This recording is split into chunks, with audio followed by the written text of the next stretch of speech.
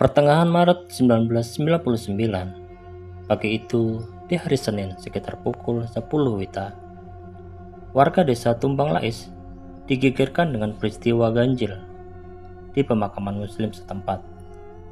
Waktu itu, jenazah Misnah yang hendak dimakamkan sepertinya menolak untuk menghadap kiblat.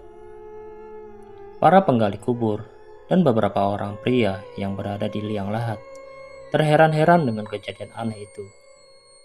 Sudah lebih dari 3 kali jasad Misnah dihadapkan ke arah kiblat. Tapi lagi-lagi jenazah itu kembali ke posisi berbaring dalam keadaan berbujur kaku. Meskipun telah dipaksa jasadnya berbungkus kafan, itu berbalik dengan sendirinya. Istighfar demi istighfar yang diucapkan hadirin tetap gagal membuat jenazah itu untuk dihadapkan ke arah barat. Berbantal tanah liat, jasad Misnah hanya mau menghadap ke arah langit, seolah sengaja menatap warga yang berkerumun di pinggir liang lahat. Sontak kejadian itu membuat gaduh para pelayat yang hadir. Seumur hidup, mereka bermukim di desa. Baru kali ini ada perihal ganjil terkait kematian seseorang. Suara-suara miring mulai beredar. Tuduhan demi tuduhan mulai tersebar. Astagfirullahaladzim, malang sekali jasadnya ditolak bumi, celetuk salah seorang warga. Astagfirullahaladzim, jangan-jangan nanti malam ia bangkit jadi hantu. Selentingan demi selentingan kian menyebar, membuat komplek pemakaman pagi itu mendadak riuh bagai pasar. Tidak peduli dengan pihak keluarga yang berduka, gunjingan warga semakin menjadi-jadi. Terutama ibu-ibu yang memang hobi bergosip. Apalagi Hajah Diana, mertuanya mendiang Misnah. Dikenal sebagai wanita angkuh, janda kaya raya, itu memang dikenal judes pada warga, terutama kepada orang miskin. Meski telah berhaji, ia tetap menjalankan bisnis sebagai rentenir. Bila tak sanggup membayar, maka bersiaplah rumah, kebun, atau ternak akan berpindah ke tangan Hajah Diana. Oleh karena itu, ganjilnya pemakaman sang menantu tentu saja jadi kesempatan warga untuk membalas sakit hati. Berbalut bolang merah menyala. Hajah Diana tidak menghiraukan gunjingan miring penduduk. Baginya, orang-orang miskin itu hanya iri dengki dengan harta yang ia peroleh. Di pinggir liang lahat, di antara kerumunan, Jaya duduk terpaku dengan raut wajah kebingungan. Belum hilang kesedihan akan kematian sang istri. Kini ia dihadapkan pada kenyataan bahwa jasad Misnah tidak mau dihadapkan ke arah kiblat. Ia yang sedari tadi berusaha tegar, akhirnya tersungkur dengan air mata berlinang. Misnah, gadis jelita yang telah ia nikahi selama 12 tahun, mendadak sakit selama setahun belakangan.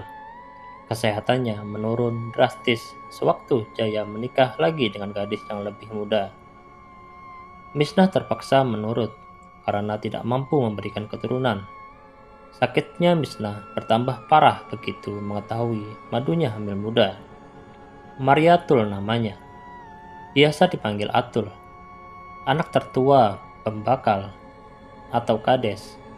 Sarip itu berselisih usia 10 tahun dengan Jaya. Selepas menamatkan pendidikan aliyah di kabupaten, remaja itu dengan hati berbunga menerima pinangan Jaya. Memang hal lumrah, orang-orang di kampung ini menikah muda. Bahkan banyak yang baru lulus SMP tapi sudah berumah tangga. Di rumah, Atul masih sibuk mengurus bayi yang baru ia lahirkan. Istri muda dari anak saudagar kampung itu tidak diperbolehkan untuk ikut mengantar jenazah Misnah ke pemakaman. Menurut kepercayaan orang kampung, wanita yang baru melahirkan tidak diperkenankan menginjak kuburan. Konon akan mendatangkan mara bahaya, apalagi bayi lelakinya belum genap berusia 40 hari. Jaya mulai hilang kesabaran. mendengar gunjingan warga yang bukan-bukan. Hampir saja amarahnya meledak. Untung saja ibunya dengan sigap menyabarkan. Gantian, justru pembakal Sarip, si ayah mertua yang mengamuk. Dasar orang udik. Orang sedang berduka, kalian justru menuduh sembarangan. Bentak pembakal penuh amarah. Matanya melotot seakan mau copot. Warga yang tadi bergosip langsung terdiam, terutama ibu-ibu yang bermulut tajam. Entah karena malu atau takut, bentakan pembakal membuat mereka jadi bungkam. Di dalam liang lahat, keheranan para penggali kubur dan warga masih terjadi. Upaya mereka untuk menghadapkan jasad Misnah ke arah kiblat selalu gagal. Kalimat istighfar, tahlil, dan tahmid berkumandang dari mulut warga yang berkerumun di pinggir liang lahat. "Ustadz, bagaimana ini?" tanya salah seorang penggali kubur. Tubuhnya telah basah karena cucuran keringat, sedangkan wajahnya penuh raut kegelisahan. Ustadz Gani yang tadi memimpin doa juga sama bingungnya dengan warga lain. Mengenakan peci hitam, wajahnya yang bersih menandakan ia banyak menyentuh air wudhu. Namun, meski tahu banyak perihal agama, kejadian janggal ini di luar pengetahuannya. Ustadz muda lulusan pondok pesantren di Martapura itu hanya bisa melafalkan doa, berharap Misnah dilepangkan kuburannya. Sesekali ia memegang pinggang sebelah kiri karena sakit yang telah menahun. "Jaya, langkahi mayat istrimu." Sekonyong-konyong warga menoleh ke sumber suara dari arah belakang. Rupanya suara Julak Sarkani, salah satu tetua kampung. Tubuhnya kurus, tinggi dan terlihat masih bugar di usia menjelang senja. Ia dipanggil Julak karena menurut tutur di Kalimantan, saudara tertua dari orang tua kita dipanggil Julak. Mungkin semacam Pak D dalam tutur Jawa. Sedari tadi hanya Julak Sarkani yang tampak tenang. Rambutnya yang sebagian beruban ditutupi kopiah jangang, songkok khas suku Banjar yang terbuat dari anyaman akar. Jemari tangan kirinya memutar-mutar jari manis tangan kanan yang berhias akik kecubung, bertanda sedang berpikir. Matanya yang tajam mengawasi gerak-gerik antar jenazah. Mungkin ada yang mencurigakan. Lelaki berusia awal 50-an tahun itu menelusuri tiap warga, tapi tak menemukan ada yang janggal. "Jaya, cepat lakukan. Langkahi mayat istrimu 3 kali. Kasihan dia. Jangan tunda lagi penguburannya," sentak Julak sekali lagi. "Jaya turuti," ujar Julak. Desak Hajah Diana. Meski masih kebingungan, lelaki awal usia 30-an tahun itu tidak membantah. Warga pun semakin banyak bergerombol di pinggir liang lahat, penasaran dengan apa yang akan terjadi. Beri jalan!" Hardik pembakal Sarip dibantu beberapa orang perangkat desa. Setelah warga menyingkir, Jaya mulai mengambil ancang-ancang. Dengan mengucap bismillah, Jaya melompati liang lahat istri pertamanya. Begitu kakinya berhasil mendarat di tumpukan tanah liat, warga serentak menghela nafas lega. Lompat pertama berhasil, sisa 2 lompatan lagi. Jaya kembali melompat hingga 3 lompatan. Berhasil ia rampungkan tanpa kendala.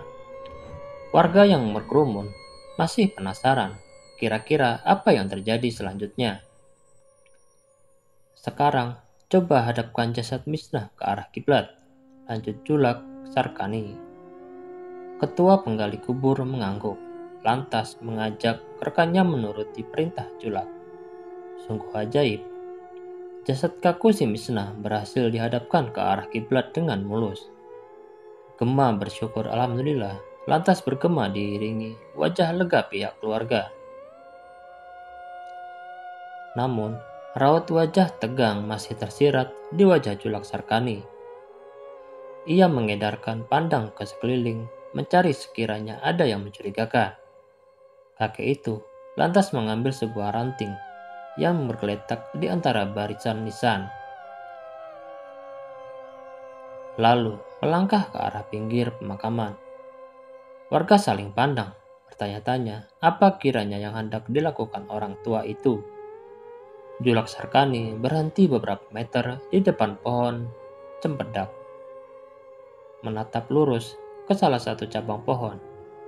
Setelah mengucap bismillah, ia melempar ranting di tangan ke arah rimbun dedaunan.